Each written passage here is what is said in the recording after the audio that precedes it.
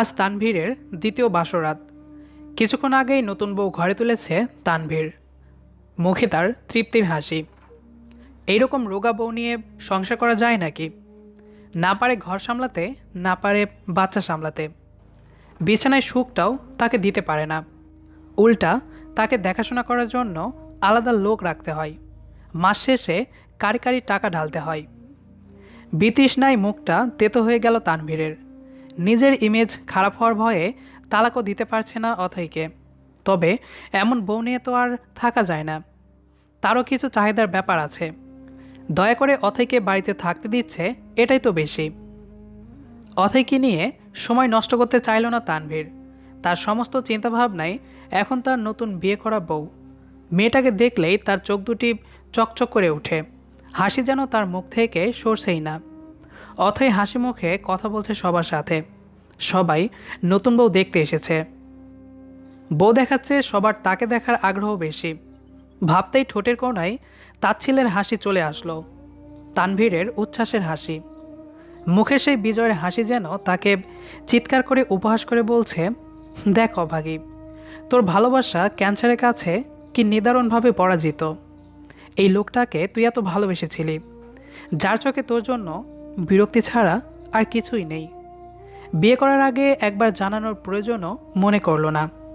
বাচ্চা দুটোও নতুন মা পেয়ে খুব খুশি। ওরা এখনও বোঝে না সৎ মা কী। অথয়ের চোখে মুখে বেদনার হাসি। তানভীরের প্রতি একটা চাপা অভিমান কাজ করছে। সে কি তার মরা পর্যন্ত অপেক্ষা করতে পারল না? না হয় মৃত্যুর আগ পর্যন্ত জানতো এই পাষাণ লোকটা শুধু তাকেই ভালোবাসে। অথই আবার হাসল। তার এখন আমাকে নিয়ে ভাবার সময় আছে নাকি? আমি তো তার প্রয়োজনের প্রিয়জন ছিলাম। সঙ্গোপনে একটি দীর্ঘশ্বাস বেরিয়ে এলো অথয়ের মন থেকে। সবাই নানা কথা বলছে অথয়ের সাথে। কেউ কেউ সান্ত্বনা দিচ্ছে। অনেকেই অসন্তুষ্ট তানভীরের এই সিদ্ধান্তে। তানভীরের খারাপ সময়ে তার পাশে ছিল অথই। চাকরি করে সংসারের বেশিরভাগ খরচই অথই চালাতো। এতিম চালচুলোহীন তানভীরকে বিয়ে করেছিল পরিবারের অমতে গিয়ে। দুইজনের পরিশ্রমেই তাদের দিন ঘুরে যেতে বেশি সময় লাগেনি। বিয়ের ৮ বছরের মাথায় ক্যান্সার ধরা পড়ে অথৈর। ৬ মাস হলো বিছানায় শয্যাশায়ী অথৈ। এই ৬ মাসে যেন ভালোবাসা কর্পূরের মতো উড়ে গেল তাদের জীবন থেকে। ভালোবাসা কি এতটাই ঠুনকো? সামান্য ক্যান্সারের সামনে টিকে থাকতে পারল না। ভাবনার মাঝেই অথৈয়ের সামনে দাঁড়ালো তানভীর। হাসি হাসি মুখ করে বলল, দেখো, তোমার দেখাশোনা করার জন্য আরেকজনকে নিয়ে এসেছি। নুরি তো তোমার খেয়াল ঠিকভাবে রাখতে পারে না, আর বাচ্চাদেরও ঠিকঠাক যত্ন নেওয়া হয় না। আজ থেকে সব দায়িত্ব থেকে তুমি মুক্ত। এখন শুধু রেস্ট করবা সারাদিন। জবাবে অথই মুচকি হাসল। তানভীর কতভাবে ওকে নিয়ে, ইস, অযথাই লোকটাকে পাষাণভাবে ও। ঠোঁটের কোণে আবার সেই তাচ্ছিলের হাসি। তানভীর এগিয়ে গিয়ে অথয়ের আঁচল থেকে চাবির গোছাটা খুলে নিল। নতুন বউয়ের হাতে দিয়ে মিষ্টি হেসে বলল, তোমার সংসার তোমাকে বুঝিয়ে দিলাম। আজ থেকে সব দায়িত্ব তোমার। অথই একদৃষ্টিতে তাকিয়ে আছে তানভীরের দিকে। মুহূর্তেই ওকে শূন্য করে দিল ওর ভালোবাসা। চোখের পানিও আজ বিদ্রোহ করছে ওর সাথে। কোনোভাবেই তাদের বাইরে আনা যাচ্ছে না। বুকের ভেতর হালকা ব্যথা অনুভব হচ্ছে। একটু বিশ্রামের প্রয়োজন। ইশারায় নতুন বউকে কাছে ডাকলো অথই। মেয়েটার নাম জানা হলো না এখনো। জানতে ইচ্ছা হচ্ছে না খুব একটা। মেয়েটা তার সামনে এসে বসলো। কথা বলতে খুব কষ্ট হচ্ছে, তবুও খুব হাসি হাসি মুখ করেই হাতটা ধরলো অথই। মুখের হাসি বজায় রেখে বলল, ভালোবাসা অমূল্য সম্পদ, কোহিনূরের চেয়েও দামি। অপত্রে কখনো দান করো না। আপন মানুষগুলোই সব সময় কলিজায় আঘাত করে, কারণ তাদের বশবাসী কলিজায়। তাই কাউকে কলিজায় ঠাঁই দিয়ে আঘাত করার সুযোগ দিও না। আঁচলে বেঁধে রেখো। সে আমার কখনোই ছিল না। কিছু সময়ের প্রয়োজন ছিলাম, আর তাই তুমি তাকে নিজের করে নিও। আমি তো স্বামী সোহাগী হতে পারলাম না, তুমি স্বামী সোহাগী হও। আর পারলে তার মনে ভালোবাসার সৃষ্টি করো। সে হয়তো ভালোবাসার মানেই বোঝে না। এক নাগাড়ে কথাগুলো বলে কিছুক্ষণ জোরে নিঃশ্বাস নিল অথই। মেয়েটা অদ্ভুতভাবে তাকিয়ে আছে তার দিকে। চোখের কোণে হালকা পানি চিকচিক করছে। মলিন হাসল অথই। ছেলে মেয়ে দুটোকে তার হাতে তুলে দিয়ে বলল, ভালোবাসতে বলবো না, দুবেলা দুমুঠো ভাত দিলেই হবে। এতিম মনে করে একটু দেখে রেখো। তানভীরের চোখে পানি চিকচিক করছে। অনুশোচনায় না লজ্জায় বোঝা যাচ্ছে না। কিছু না বলে রুম থেকে বেরিয়ে গেল সে। অথই নুরির সাহায্যে পাশের রুমে চলে গেল।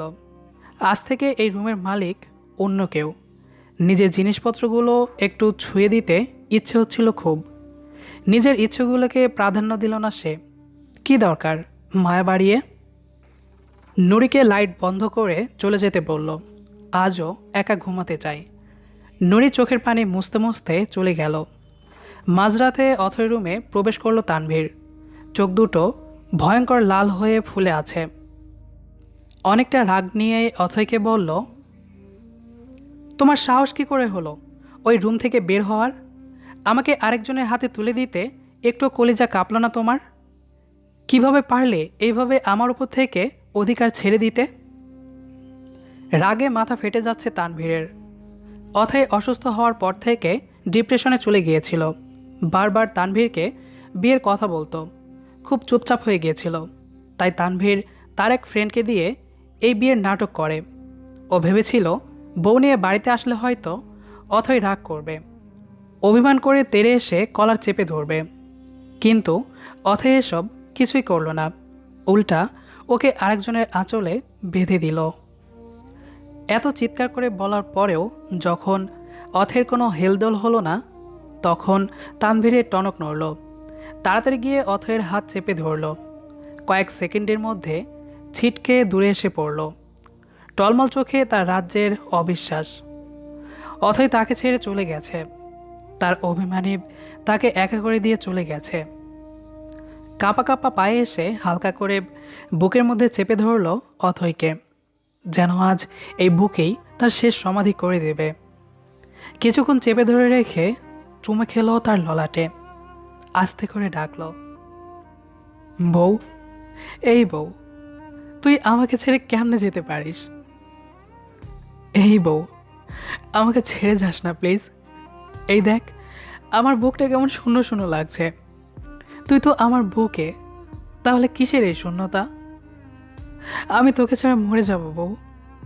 তুই তো জানিস আমি এতিম, আমাকে আবার কেন একা করে দিচ্ছিস? তানভীরের বিলাপে আশেপাশের সবাই এসে জড়ো হলো রুমের সামনে। সবার চোখেই পানি। ডাক্তার এসে জানালো হার্ট অ্যাটাকে মারা গেছে অথই। তানভীর যেন পাগল হয়ে গেছে অথইকে হারিয়ে। বুকের ভেতর থেকে কিছুতেই সরাচ্ছে না তাকে।